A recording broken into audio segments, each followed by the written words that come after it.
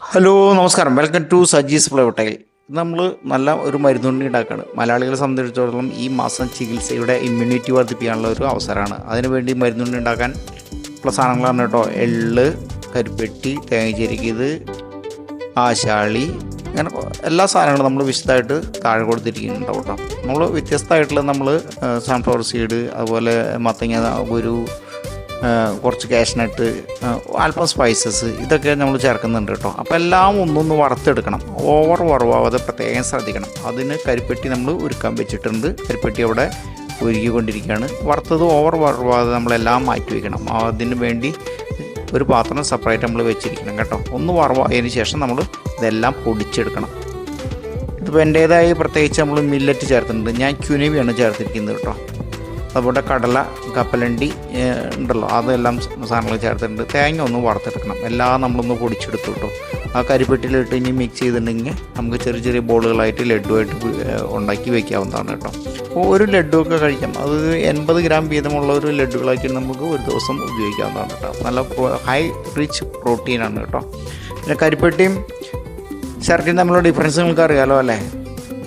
പനച്ചക്കരയാണ്, അതിൽ നിന്നാണ് നമ്മൾ ഈ ചക്കര ഉണ്ടാക്കിയിരിക്കുന്നത് കേട്ടോ. അതാണ് കരിപ്പെട്ടി. അപ്പോൾ എല്ലാം മിക്സാക്കി റെഡിയാക്കി വെച്ചിട്ടുണ്ട്.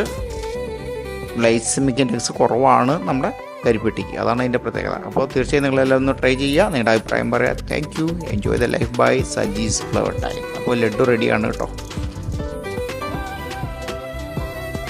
Enjoy the life.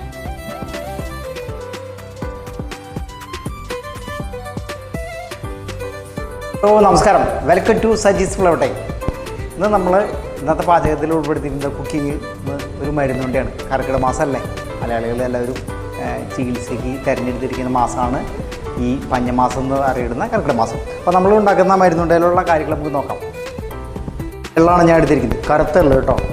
നിങ്ങൾ പറ്റുമെങ്കിൽ ഇതൊക്കെ വാഷ് ചെയ്ത് ഉപയോഗിക്കുകയായിരിക്കും ബെറ്റർ. അതുപോലെ ശർക്കര 400 ഗ്രാമിൻ്റെ ശർക്കരയാണ് എടുത്തിരിക്കുന്നത് കേട്ടോ. ഇപ്പോൾ മൊത്തം 1 കിലോനാണ് അടിക്കുന്നത് കേട്ടോ. ഒരു തേങ്ങ ചെരുകിൽ, ഇതാണ് നമ്മുടെ അധികം ക്വാണ്ടിറ്റി ഉപയോഗിക്കുന്നത്. ഇനിയിപ്പോൾ നമ്മൾ 80 ഗ്രാം ജീരകം, മില്ലറ്റ് അല്ല ഞാൻ എടുത്തിരിക്കുന്നത്, ക്യുനവിയാണ് എടുത്തിരിക്കുന്നത് കേട്ടോ. അത് 80 ഗ്രാം, ആശാളി 100 ഗ്രാം, ഫ്ലാക്സ് സീഡ് നല്ലതാണ് കേട്ടോ. ഏത് കപ്പലണ്ടി പ്രോട്ടീൻ,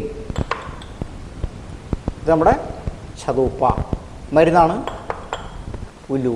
ഉലുവയൊക്കെ അധികം ചേർത്ത് കഴിഞ്ഞിട്ടുണ്ടെങ്കിൽ കയ്പുണ്ടാവും കേട്ടോ. നമ്മളിത് 1 കിലോന് വേണ്ടി അടിക്കുക കാരണം നമ്മൾ 80 ഗ്രാമത്തോളമാണ് ചേർത്തിരിക്കുന്നത്.